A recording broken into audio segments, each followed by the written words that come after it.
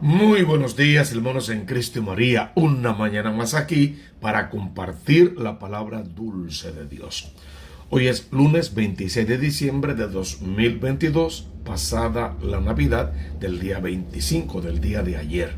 Pasada también la Nochebuena, donde celebramos el nacimiento del Hijo de Dios. Les habla el Padre Tomás Galarza Figueroa y este es su canal de gracia y bendición. Básicamente estamos en la primera semana de la Navidad. ¿Qué es lo que pretende la iglesia hoy con esta fiesta que nos presenta? Porque fíjate que apenas ayer celebramos el nacimiento del Hijo de Dios y hoy ya celebramos al protomártir, al primero que dio su vida por Cristo después de la resurrección de Cristo. Hablamos de San Esteban. La primera lectura fue tomada del libro de los Hechos de los Apóstoles.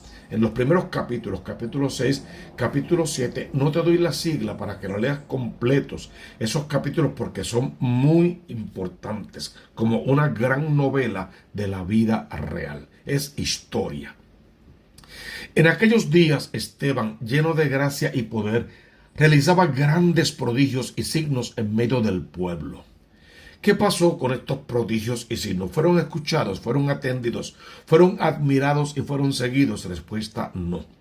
Unos cuantos de la sinagoga llamada de los libertos, oriundos de Cirene, Alejandría, Cilicia y Asia, se pusieron a discutir con Esteban, pero no lograban hacer frente a la sabiduría y al espíritu con que hablaba. Ese es el marco de esta lectura, que tiene un marco mucho más grande. Había problemas entre griegos y helenistas unos y otros. Unos se quejaban de los otros de que si mis viudas no están atendidas como debe ser, de que hay injusticia en el reparto de los bienes y tantas otras cosas más. Los apóstoles no daban abasto para predicar la palabra, para administrar y para ministrar.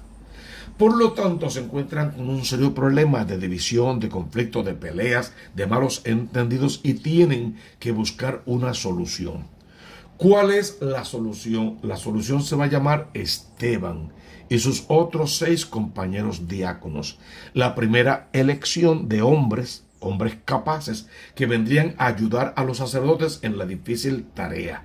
Sobre todo en la tarea de la caridad. Estaban estos nombrados para que ayudaran con lo que significaba el reparto, la caridad, el amor, la asistencia y otras cosas más. Quizá no tanto a la proclamación de la palabra, pero sí al testimonio de vida y al buen ejemplo, definitivamente sí.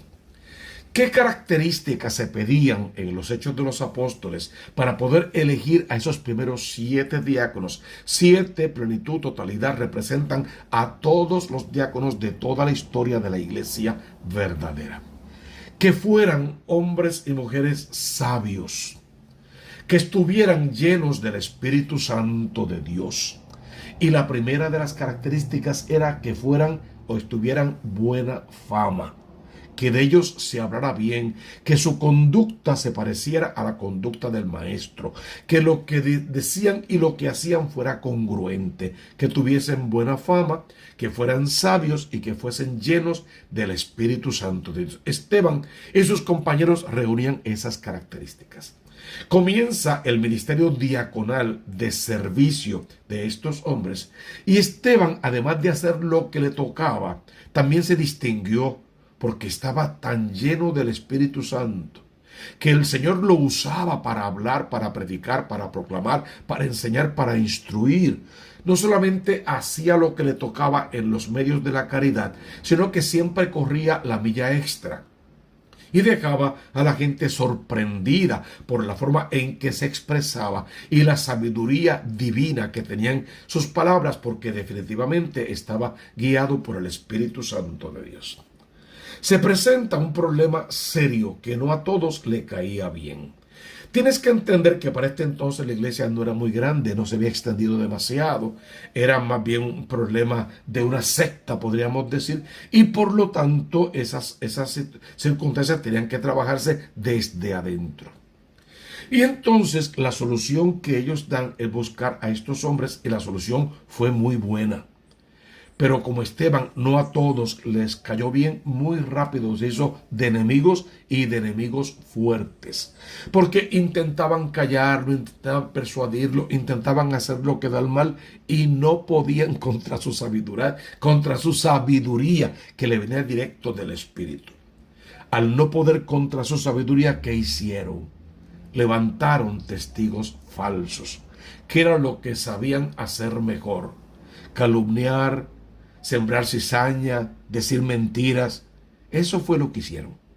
Los que debieron dejarse iluminar por la palabra de Dios para cumplir con la obra que Cristo vino a enseñarnos, estos se pusieron en contra de Esteban, por lo tanto del Espíritu Santo de Dios, por lo tanto del Cristo de la gloria con sus enseñanzas y del plan de salvación de Dios. Y en una ocasión que Esteban, lleno del Espíritu Santo, tuvo una visión, y yo diría, cometió el error de comunicarla si se hubiese quedado callado. Pero el evangelio no es para quedarse callado, es para que sea proclamado. Y Esteban, con las simples palabras de su corazón, dijo: veo el cielo abierto y al Hijo del Hombre sentado a la derecha del Padre. Creo en la resurrección de Jesucristo. Creo que Jesús resucitó de entre los muertos, como diría San Pablo y como diría San Pedro. Al que ustedes mataron en la cruz, Dios lo resucitó. Y yo lo veo, decía Esteban, sentado a la derecha del Padre. Cristo ha resucitado, tiene palabra de vida eterna, tiene promesa para nosotros y las va a cumplir. Está sentado a la derecha del Padre. No podían entender esto, no querían aceptarlo. Se les iba a caer su kiosco completo, iban a perder su fama y su forma de ganarse la vida fácilmente, y definitivamente se fueron contra Esteban, y otra vez al irse contra Esteban, contra todo el plan de Dios. Lo empujaron fuera de la ciudad, los más dignos. Dentro de la ciudad no podemos apedrearlo, hay que cumplir en todo con la ley. Lo empujaron fuera de la ciudad y allá lo apedrearon, pero hay un signo que no podemos dejar pasar por alto. Pusieron sus capas a los pies de un joven llamado Saulo. Esteban iba a morir a pedradas y nacía la nueva figura de la iglesia. No Saulo de Tarso, de la sangre derramada por Esteban, salpicado seguramente la figura de Saulo, nacía San Pablo. Se estaba gestando en el vientre espiritual de Saulo un hombre nuevo, una criatura nueva. Podían matar a uno, Dios enviaría a otro. Podrían callar a uno, Dios haría que las piedras hablaran. Podían irse en contra de Cristo y Cristo seguiría a favor de toda la humanidad. Entonces aquella muerte de Esteban era muy significativa. De aquel mal aparente, Dios iba a sacar uno de los mejores bienes para su iglesia. No en balde, cuando estaban apedreando a Esteban, entregó su espíritu tal como lo hizo Jesús. Y pidió perdón por sus enemigos, por sus asesinos, por los que lo apedreaban, tal como hizo Jesús del ara de la cruz. No es una encarnación, no es otro Jesús ni nada por el estilo. Es un buen y fiel servidor que entendió el mensaje de su maestro y lo vivió a capacidad, y que con su muerte estaba inyectando en el corazón de Saulo una verdadera conversión. Nadie podía sospechar lo que iba a pasar. Pero aquello que está oculto para el hombre, que el hombre no puede verlo, Dios lo ve claramente. Y era una transición de Esteban a Saulo y de Saulo a San Pablo. Nacería el predicador por excelencia, el vasallo, el caudillo, el que liberaría a los gentiles y a los paganos, el que también daría la vida igual que Esteban e igual que Cristo, y el que vería igual al Hijo del Hombre sentado a la derecha del Padre, al que se le aparecería Jesús resucitado, y que habría una perfecta conversión en su vida. Muerte al hombre viejo, muerte a Saulo, vida al hombre nuevo, vida a San Pablo. Entonces la narración de la primera lectura de hoy tiene un sentido espiritual incalculable. Nosotros, los apóstoles, tenemos que buscar a alguien que siga nuestros pasos. ¿Dónde lo vamos a encontrar? En la iglesia, orando por las vocaciones sacerdotales y religiosas, por la conversión de gente que no creeríamos que se podrían convertir, pero tú no los vas a convertir de ninguna manera. Es la palabra viva de Dios, eso sí, sin fanatismos, sin sentimientos, sentimentalismos, quise decir, sin manipular la palabra de Dios y sobre todo sin protagonismos. Que no seamos nosotros los que nos creemos ya salvadores del mundo y nos presentemos no para continuar la obra de Cristo, sino para sustituir a Cristo porque ya no lo necesitamos. Eso es lo que pasa muchísimas veces con muchísimos evangelios que nacen hoy y mueren mañana. Obras que parecerían que nunca van a morir, que de verdad se enmarcan en la historia y parece que es la solución y convierten a los peores de los peores. Y así como la espuma, suben, bajan y desaparecen. Porque no es el evangelio de Cristo. Es el evangelio de un fulano, un sutano o un mengano que se aprovecha a nivel sentimental de los instintos de los demás, que acaba con la verdadera fe en el corazón de ellos y les siembra sueños ilusos que al final no se van a cumplir. Porque si entre Dios y los hombres un solo mediador, un solo Cristo que dio su vida por los demás, nadie puede ocupar ni intentar ocupar el lugar de Cristo en la vida de nadie. Y la obra de conversión en el corazón de los demás la hace el mismo Cristo. A veces solemos equivocarnos los que son muy fanáticos y creen que pueden hacer la obra de Dios sin Dios y la obra de Cristo colocándose ellos en el lugar de Cristo, y eso siempre es pasajero. Lo hemos visto a través de toda la historia. Nacen, crecen como la espuma esas sectas y esos movimientos y se mueren igual. Sobre todo mueren terminando mal en problemas con la justicia y con la sociedad y con todo el mundo. No apartes tu mirada de Cristo. No seas lavado en otra sangre que no sea la sangre del Cordero de Dios que quita el pecado del mundo. No buscas otra vía que no sea la vía sacramental para llegar a tu conversión y a tu salvación. Y sobre todo quédate atento, porque sí podrás ver el cielo abierto y al Hijo del Hombre sentado a la derecha del Padre. Y sí podrás, igual que Esteban, entregar tu espíritu, tu aliento y orar por tus enemigos para que igual se salven. Mira qué es el salmo que tenemos hoy, Salmo 30. A tus manos, Señor, encomiendo mi espíritu. Son palabras del salmista, son palabras de Jesús, son palabras de Esteban y de muchos otros mártires. Fíjate que en el antiguo los mártires morían amenazando a sus captores, a sus verdugos, diciéndoles que no se podrían salvar, que no verían el rostro de Dios y cosas por el estilo. Después de Esteban, los mártires van a morir bendiciendo a Dios, viva Cristo Rey, bendiciendo a Dios e intercediendo por sus verdugos, por sus enemigos y pidiendo para estos la conversión. Eso es parte del proceso de salvación de todas las almas. Por eso le pedimos a Dios: sé la roca de mi refugio, un baluarte donde me salve. Tú que eres mi roca y mi baluarte, por tu nombre dirígeme y guíame. Busca el Salmo 30, léelo por tu cuenta en familia y deja que Dios te hable. Y este evangelio de hoy, lógicamente, podemos casarlo muy bien con la primera lectura, tomado según San Mateo, capítulo 10, versos 17 al 22. En aquel tiempo dijo Jesús a sus discípulos: cuidado con la gente, porque los entregarán a los tribunales, los azotarán en las sinagogas y los harán comparecer ante gobernadores y reyes por mi causa. Ya le pasó a Esteban y nos puede pasar a nosotros.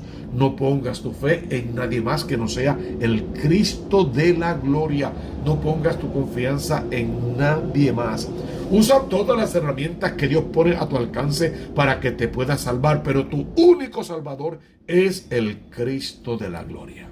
Por eso, cuando le entreguen, no se preocupen de lo que van a decir o de cómo lo dirán. En aquel momento se les sugerirá lo que tienen que decir, porque no serán ustedes los que hablen, sino que el Espíritu de su Padre hablará por ustedes. Qué bonito ese párrafo. Tenemos que tener esa confianza en que Dios pondrá palabras en nuestros labios, sentimientos en nuestros corazones, acciones en nuestras manos, miradas en nuestros ojos, y sobre todo nos mostrará el camino perfecto de la salvación.